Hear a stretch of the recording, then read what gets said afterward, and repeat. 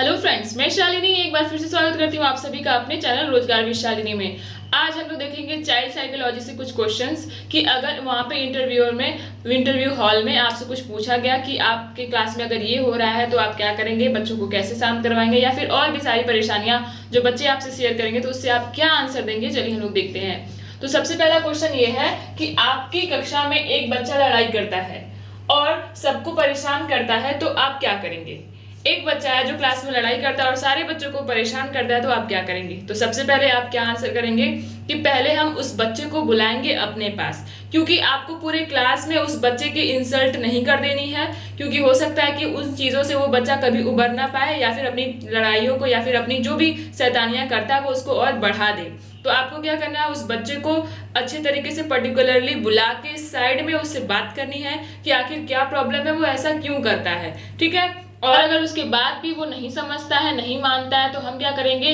उसके पेरेंट्स से direct contact करेंगे, उनको बुलाएंगे, उनसे भी बातें करेंगे कि आखिर घर पे ऐसी कौन सी चीजें हो रही हैं, क्या क्या बातें हो रही हैं जो बच्चा इस तरीके की हरकत कर रहा है। क्या ये घर पे भी ऐसे करता है या फिर सिर्फ स्कूल में ऐसा करता है। उनके पेरेंट्स से बात करने के बाद भी अगर वो बच्चा नहीं सुधरता है तो हम उस बच्चे की पूरी केस स्टडी करेंगे कि आखिर ऐसा वो क्यों कर रहा है, पिछले कुछ समय में उसके साथ क्या हुआ है, क्लास में उसके साथ क्या हो रहा है और घर पे उसके साथ क्या हो रहा है। इन सारी बातों का एनालिसिस करते हुए हम उसके लिए निदानात्मक उपचार करेंगे और उसके बाद उस बच्चे को ट्रीट करेंगे अच्छे से और उसको अच्छे तरीके से समझाएंगे, इतना वेल मैनर्ड तरीके से उसको बताएंगे ताकि क्लास में उसकी इंसल्ट ना हो, क्योंकि अगर वो अपनी इंसल्ट फील करेगा तो उसे बहुत ही ज्यादा दुख होगा और किसी भी हालत में हमें किसी भी बच्चे की इंसल्ट नहीं करनी है। तो पहले क्वेश्चन का ये जवाब रहा कि हम पूरा उसकी केस स्टडी करेंगे और अच्छे तरीके से उसको सॉल्व करने की कोशिश करेंगे। नेक्स्ट क्वेश्चन है कि आपके क्लास में तो बहुत ढेर सारे बच्चे रहेंगे और 1 बाय 1 एक से ज्यादा बच्चे अगर अपनी परेशानियां आपसे बता रहे हैं कि मैम मेरी ये प्रॉब्लम है, ये प्रॉब्लम है,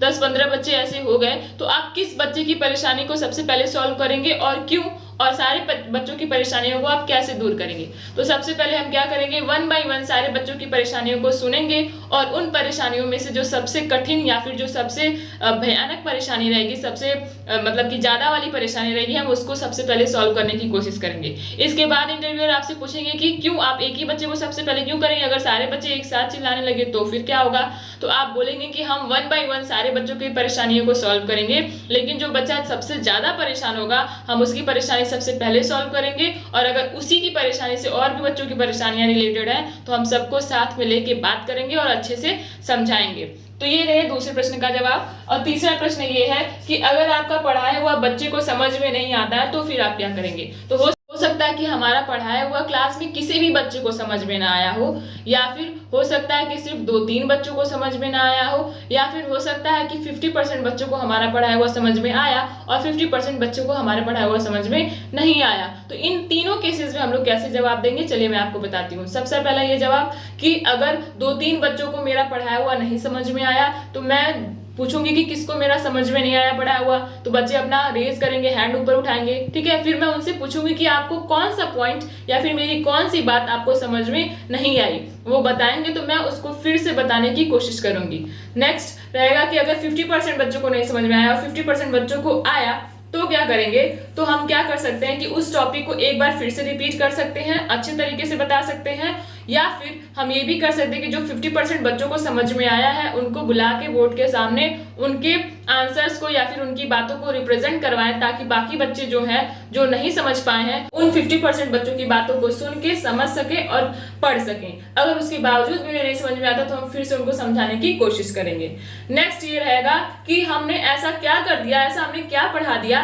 कि किसी भी बच्चे को कुछ भी समझ में नहीं आया। तो किसी जितने भी बच्चे हम लोग की क्लास में बैठे हुए, जो 100% बच्चे पूरे हमारे क्लास में प्रेजेंट हैं, उनको उन सारे बच्चों को अगर हमारी बातें नहीं समझ में आई तो इसका मतलब कि कमी हमारे अंदर है। हमें अपनी कमियों को वहां पे दूर करना है, हमें अपनी टीचिंग स्टाइल को बदलना पड़ेगा, हमने जो एग्जांपल्स लिए हमें उसे चेंज करना पड़ेगा, हमें इजी से इजी एग्जांपल लेके उन्हें समझाना चाहिए, चाहे हम फिगर के तरीके से उनको समझाएं या फिर किसी भी ऑब्जेक्ट के माध्यम से हम उन्हें समझाएं, लेकिन हमें उनको फिर से समझाना पड़ेगा। और हम क्या करेंगे, हम अपने टीचिंग का जो हमारा प्रोसेस था, जिस तरीके से हमने अपनी टीचिंग को स्टार्ट किया है, उसको चेंज करके उसको अलग तरीके से एक अट्रैक्टिव वे में हमें बच्चों को समझाना चाहिए, ताकि वो सारी बातें बच्चों को समझ में आ जाए। लेकिन अगर फिर से, क्योंकि वो इंटरव्यूअर्स है, वो आपके जवाब में से ही आपको फिर से क्वेश्चन पे क्वेश्चन करते जाएंगे, तो फिर अगर उन्होंने पूछ लिया कि अगर इतना सब कुछ करने के बाद भी बच्चों को नहीं समझ में आया तो फिर क्या करेंगे? तो आप ये आंसर दे सकते हैं कि क्योंकि आने के बाद भी अगर बच्चों को समझ में नहीं आएगा तो हम क्या करेंगे, हम अपनी टीचिंग अप्रोच को और ज्यादा बढ़ाएंगे।